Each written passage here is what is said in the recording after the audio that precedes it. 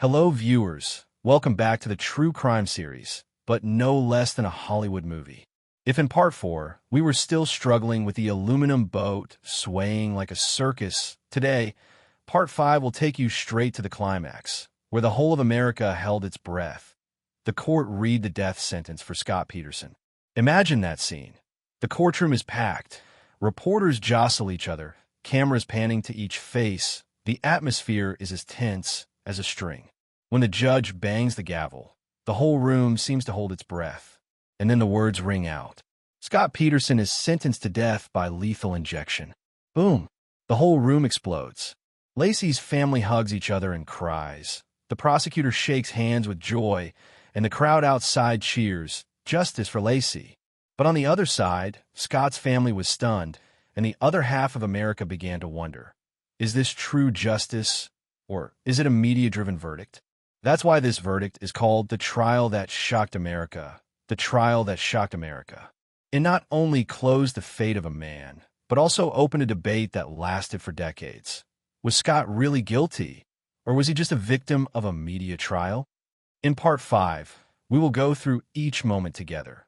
From the moment the jury withdrew to deliberate, to when they came out to read the verdict, then the fierce public reaction, and even the appeals that followed.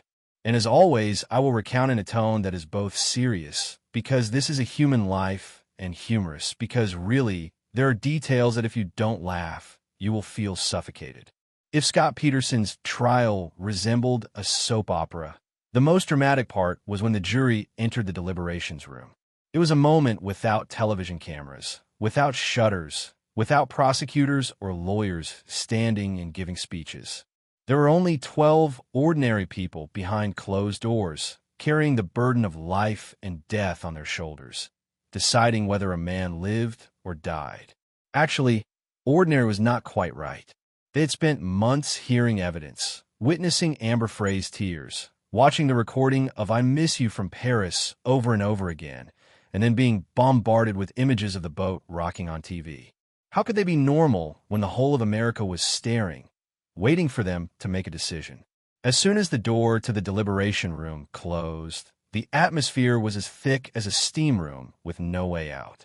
Some people folded their arms solemnly, others sighed, and some even tried to joke, "Come on, let's just agree on whether the boat will capsize or not." The room laughed awkwardly, because everyone knew it wasn't that simple. The debate began from the first minute. A female juror, who was a nurse, spoke up. "To me, Scott is guilty. He had an affair, he lied, and most importantly, Laci's body washed up right where he was fishing. That's enough." A middle-aged man objected. "Adultery is not murder. If we were to convict him on that, half the country would be in jail. We have to have physical evidence, and there's no blood, no fingerprints, no witnesses." The room was silent for a few seconds. Then another person chimed in. "But the circumstantial evidence is very strong. He bought a boat in secret. He cast a block of cement. He was preparing to flee with a fake ID. Aren't those the signs of a guilty man?" The debate escalated. Those who favored guilt emphasized emotions. The image of Laci pregnant, the terrible betrayal, the coincidence of the place where the body was dumped. Those who favored innocence clung to legal principles. No blood, no murder weapon, no witnesses, only hypotheses. For several hours, the small room boiled. People banged on tables. People stood up and walked around. Some cried under the pressure. Outside, hundreds of reporters waited, set up tents, set up cameras, and broadcast live each leaked piece of information. People gathered in crowds as if they were watching a football match. Some carried banners reading Scott's immediate execution. Others carried signs reading, "Justice is not a media game."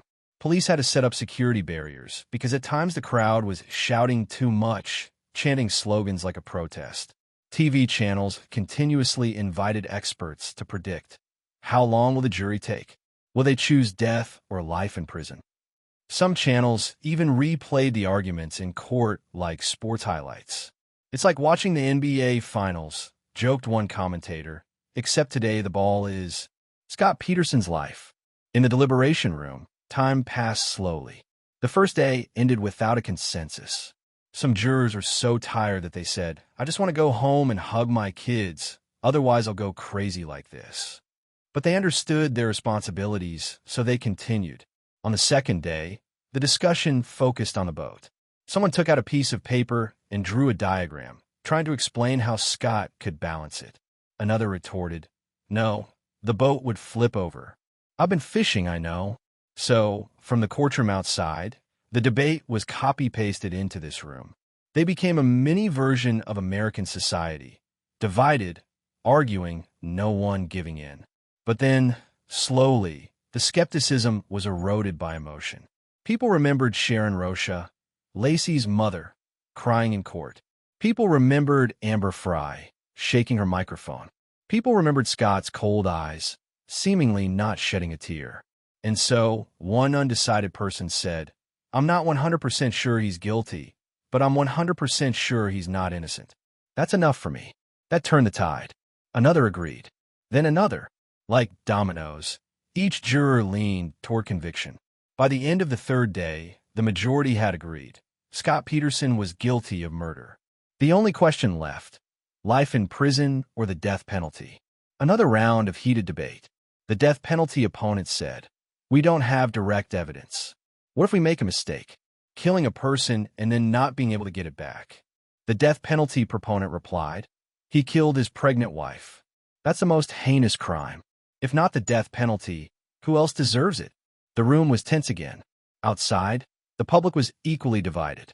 Some shouted, "Death penalty to deter." Others cried, "Don't let the media kill another person." After 7 days, the jury finally reached a consensus. They decided Scott Peterson was guilty and deserved the death penalty. At that moment, the entire courtroom was silent for a few seconds, then breathed a sigh of relief.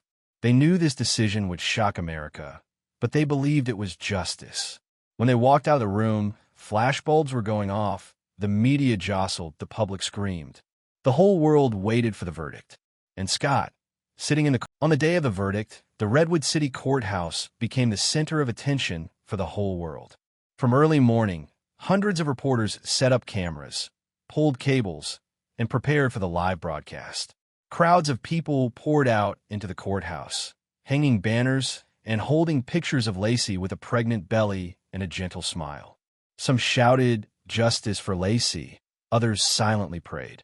The atmosphere was both festive and funeral. Inside, the courtroom was packed. Scott Peterson sat in the defendant's chair, wearing a white shirt, his hair neatly combed, his face so cold that many people shivered. His parents sat behind him, their eyes red, holding each other's hands tightly as if afraid of losing them. On the opposite side, Laci's family, mothers Sharon Rocha, brothers and sisters, were all present, their eyes filled with anticipation but also with grief. When the judge entered, the whole room held its breath. The jury entered, holding stacks of papers. The atmosphere was so heavy that people said you could hear a pin drop. A strange moment happened. For a few seconds, everyone forgot that this was a normal morning, because the tension had turned it into a historic moment. When the court clerk read the verdict, the monotone voice rang out. The jury finds the defendant Scott Peterson guilty of first-degree murder of Laci Peterson and second-degree murder of the unborn child Connor Peterson. Crying erupted from the Laci family seats.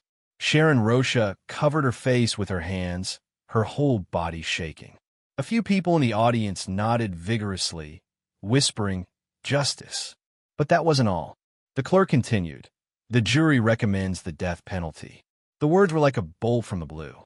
The crowd outside roared, and reporters rushed out to get the news as quickly as possible. In the courtroom, Scott's mother burst into tears, his father bowed his head, and Scott stood motionless as a statue, only glancing around, showing no emotion.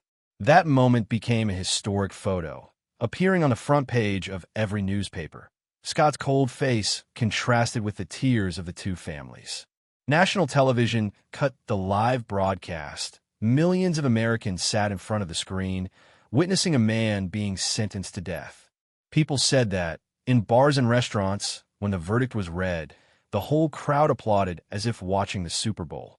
But somewhere, there were also people shedding tears, whispering, "Are we sure?" Outside the courthouse, hundreds of people broke down. Some hugged each other and cried. Some held up banners reading, "Justice for Laci." Some shouted the slogan, "Death for Scott." The press described the scene as a storm of emotions. Satellite TV trucks crowded together. Reporters loudly said into the camera, "This is a verdict that shocked America." The prosecutor stepped out, stood before the microphone, and announced, "Today, justice has spoken. Scott Peterson will pay for the most heinous act, the murder of his wife and unborn child." The statement was quoted in every newspaper, becoming a slogan.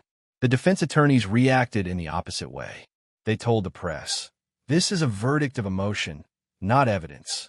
No blood, no weapon, no witnesses, just adultery in a boat. This is not justice, it is a media show." That argument was lost in the storm of public opinion, but it sowed the seeds of controversy that would last for decades. Meanwhile, Laci's family could finally breathe a sigh of relief. Sharon Rocha tearfully told reporters, "I lost my daughter and unborn grandson. Nothing can make up for it, but at least today, I see justice exists." The words moved the whole of America. But on the other side, Scott's mother choked up, "My son is innocent. As long as I live, I will find a way to prove it." And so, in a moment, we see two opposing pains. One side is pained by the loss of a loved one. The other side is pained by the loss of a living child who has been branded a murderer by society. The public's reaction is also divided. Half of America considers the death penalty to be obvious justice, the answer to the tragedy. The other half is skeptical, thinking that this is a trial by media, a trial decided by the media. Legal scholars appeared on television, arguing fiercely. Some said the jury was led by the media. Others replied, "It is because of the media that justice is served." Never before has a verdict caused such a stir in America. From cafes in New York, bars in Texas, to supermarkets in California, everywhere people are talking, did Scott really do it? International news agencies also joined in, reporting loudly. CNN, BBC, Reuters all ran the headline, "The trial that shocked America." Some countries even used this case as an example of the power of the media in the U.S. legal system. The whole world watched, both curious and bewildered. Scott Peterson was taken out of court under police escort, flashbulbs flashing continuously. The image of him walking away, his hands cuffed, his face cold, became a photo that went down in history. It was both an image of crime and a symbol of controversy. At the end of that day, the U.S. media concluded, there was no version yet. What a verdict that was both welcomed and questioned. It was not just a verdict for a man, but a verdict that shook society's belief in justice. And that is why people called it the trial that shook America. The death sentence for Scott Peterson had just been announced, and its aftershocks spread across the United States like a legal and media earthquake.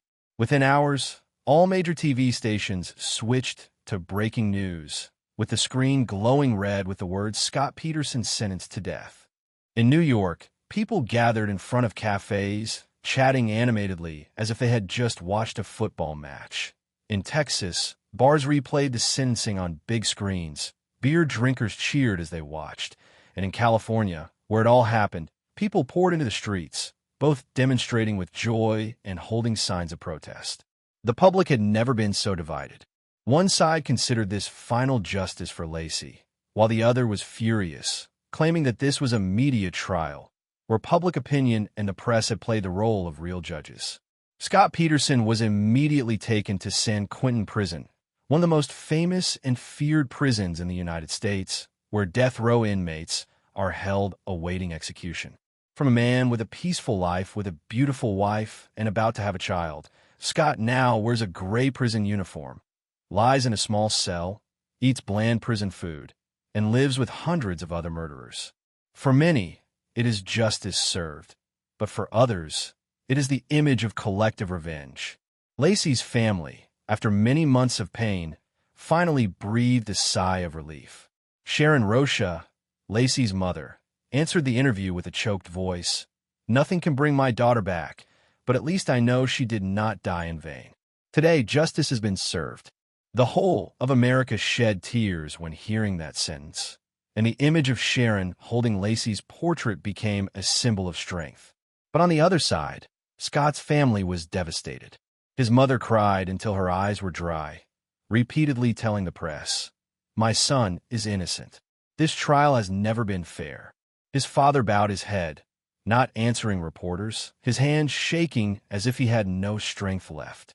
They became the target of criticism, raising a murderer. But there were also people who sympathized. They also lost a child. The only difference is that the child is alive but has been branded a monster. American society witnessed a rare scene. Two families, both in pain, but pain on two sides. Meanwhile, public opinion was boiling. Evening talk shows invited lawyers, journalists, and sociologists to debate. Some said, "Scott deserves to die. He betrayed his wife and children, betrayed society." Others replied, "This is a verdict based on emotions, without direct evidence. It is dangerous to let the media lead justice." One MC even quipped, "In America, if you have an affair, it is best not to buy a boat. People will think you are planning to kill someone." The audience laughed, but the laughter was bitter because behind it was a harsh truth. The media exploited it freely. Tabloids ran headlines, "Cold-blooded husband sentenced to death," and published photos of Scott sitting motionless in court. More serious newspapers analyzed in depth. This trial shows the power of public opinion over justice. A series of documentaries and special programs were produced and shown over and over again, turning the case into national spiritual food. The whole of America seemed to be living in an unprecedented legal fever. But in that fever, painful questions also arose. Why was there no direct evidence? Why did a rocking boat become the decisive weapon? Why could a lying recording tilt the scales of justice? These questions had no definitive answers, and that was why it made the case an endless topic.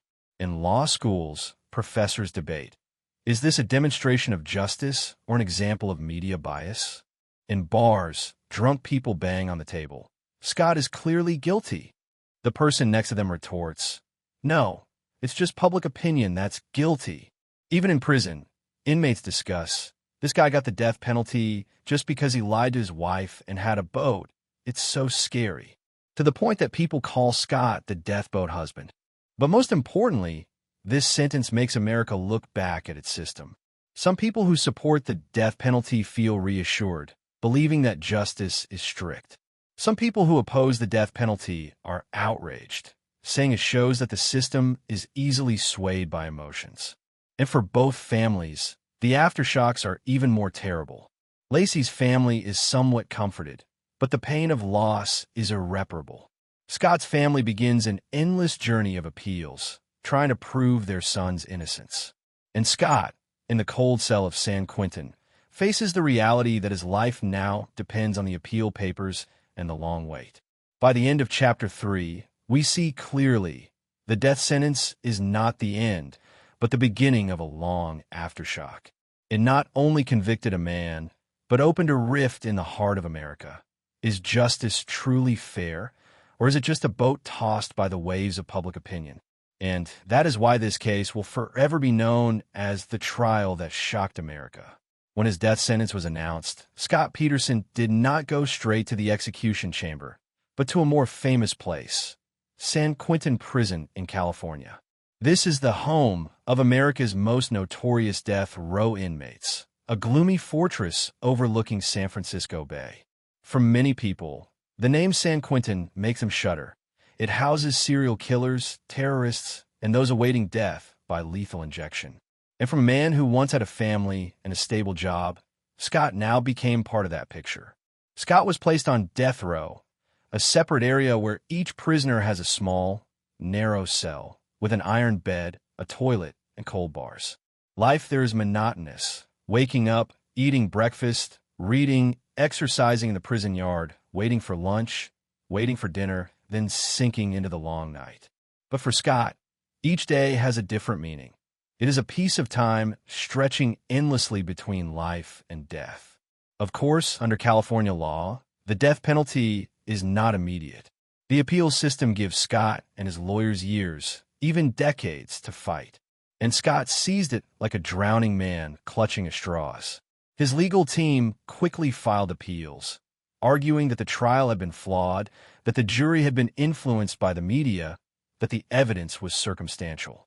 They placed particular emphasis on the boat, evidence in the boat, and argued that the entire verdict was based on drama rather than solid science. Year after year, the appeals piled up. Additional hearings were held, costing millions of dollars. And the media, of course, did not miss it. Whenever news of Scott's appeal broke, the newspapers ran headlines like "Scott Peterson returns, another appeal filed." Each time, public opinion in America was abuzz, as if the case had happened yesterday. In prison, Scott maintained a calm exterior. One inmate recalled, "He didn't seem desperate. He exercised, read books, and even laughed with his fellow inmates." Some journalists described Scott as the most handsome death row inmate in San Quentin, turning him into a strange character, hated and curious at the same time. Some women even wrote love letters to Scott, considering him a victim of wrongful conviction. The media exploited this detail, calling it the Peterson effect, a crime that was horrifying but still attractive. Scott's family continued to protest his innocence. They appeared on television, saying that their son was convicted without direct evidence. They participated in talk shows, argued with prosecutors, creating tense exchanges that were no different from a game show. Sharon Rocha, Laci's mother, continued her campaign. She wrote books, participated in speeches, turned her pain into strength to warn women about domestic violence. She became an image of strength, while Scott became a symbol of betrayal. These two contrasting images appeared side by side in the press, creating a haunting bipolar story. Legal scholars joined in. Some law schools included the case in their curriculum, discussing the influence of the media on justice. One professor said, "Without the media, Scott might have received life instead of death." Another argued, "Without the media, justice for Laci might have been missed." And so, from his cell in San Quentin, Scott inadvertently became the focus of a larger social debate. Can justice exist independently of the media? Meanwhile, Scott's prison life went on from day to day. He was not abused, but he was not free either. Some inmates said he was quiet, but always calm. Many called him unemotional. Once, a reporter asked a guard, "Does he ever cry?" The guard replied, "Never." That answer further divided public opinion. Some saw it as evidence of guilt. Others said it was his way of maintaining his innocence. Decades passed, and the Laci Peterson case did not die down. New documentaries were released one after another. Netflix, A&E, Oxygen all made series about the case. Each time, the public argued online, guilty, not guilty, justice, media manipulation. The case became a zombie case, thought to be buried but always resurrected. The climax was in 2020, when the California Supreme Court overturned Scott's death sentence, saying that the jury selection was procedurally incorrect. This news shocked the whole country again. One side gloated, "See, justice is finally here." The other side was indignant. "Don't let the murderer escape." The media exploded again, headlined again, argued again. And so, nearly 20 years after that fateful Christmas Day in 2002, the case is still as vivid as ever. At the end of Chapter 4, we see clearly, the death sentence does not close the story, but opens the door to an endless journey of appeals. Scott sits in prison, but outside, public opinion is still arguing loudly. The boat, the sentence, the family's pain, all combine to form a story that is both tragic and absurd, both serious and sometimes bitterly humorous. And that is why the Laci Peterson case will forever be known as the trial that shocked America. 20 years after Laci Peterson disappeared, her name and Scott still haunt Americans like a collective ghost. The trial has ended, the death sentence has been handed down, then overturned. Scott still lives in the cold walls of San Quentin, but the story has never really ended. People talk about the case in law classes, in books, on television, and at family dinner tables. Each generation hears the story as a lesson. A cheating husband, a pregnant wife murdered, a small boat, a society divided by justice. For Laci's family, the pain has become a memory, but it never fades. Sharon Rocha, Laci's mother, continues to write books, traveling everywhere to tell the story, calling for women to be vigilant and demanding stronger laws against domestic violence. She has become a voice of humanity, turning her loss into action. Every time she appeared, the audience shed tears, and the image of Laci, 8 months pregnant, smiling gently, resurfaced. As for Scott's family, the death sentence, then the years of appeal, turned them into symbols of resistance. They never accepted that Scott was guilty. They believed that their son was a victim of the media, that justice had been perverted. Every time they appeared on television, they were criticized, but also received sympathy. In a democratic society, even the convicted have believers. And it is that belief that makes the story never die. And Scott, in his San Quentin cell, he was still alive, still exercising, still writing letters. Over the years, Scott had hardly changed. His cold face, his bland smile, his emotionless eyes. Some saw it as proof that he was a cold-blooded killer. Others said it was an expression of serenity because he knew he was innocent. That ambiguity is what keeps the public arguing. The media never gives up. Every few years, there is a new documentary, a new book, a new podcast that delves into every detail. The boat, the cement block, though I miss you from Paris Call. And each time, the whole of American society relives the old fever, argues again, and takes sides again. People call it the Peterson effect, a case that never dies, a verdict that always comes back to life. The scary thing is, the more people argue, the further away the truth becomes. Was Scott really guilty? Or was he a victim of a giant media machine? No one is sure, and probably never will be. Justice has been delivered with a hammer, but belief in justice is still as shaky as the small boat in San Francisco Bay that day. And so the Laci Peterson case leaves a special legacy. It forces American society to look back, to question the legal system, the power of the media, the line between emotion and evidence. It reminds us that justice lies not only in the courtroom, but also in the heart of society, and that heart is sometimes too easily moved by powerful images and stories. This final chapter closes the journey of Laci and Scott, but it does not close the controversy. Laci is gone, but has become a symbol for abused women. Scott is still alive, but has become a symbol of betrayal. In America, after this case, will forever remember that there was a trial that shocked the whole country, a trial whose main witness was a small boat. That is why people call it the trial that shocked America. And if you think the true crime journey is over, you are very wrong. Because right after the Laci Peterson case, we will enter one of the most gruesome and legendary mysteries in American crime history, the Zodiac Killer. In Zodiac Killer, the First Murders True Crime Documentary, Part 1, we will go back in time to the late 1960s, when a mysterious serial killer caused terror in California. Unlike Scott Peterson and his fateful boat, Zodiac left behind codes, letters challenging the police and the press, and to this day, his identity remains one of the greatest mysteries of the century. Backend index pointing right, get ready, because the next episode will open a whole new chapter of true crime, where mystery and fear blend together, and you won't want to miss a single detail.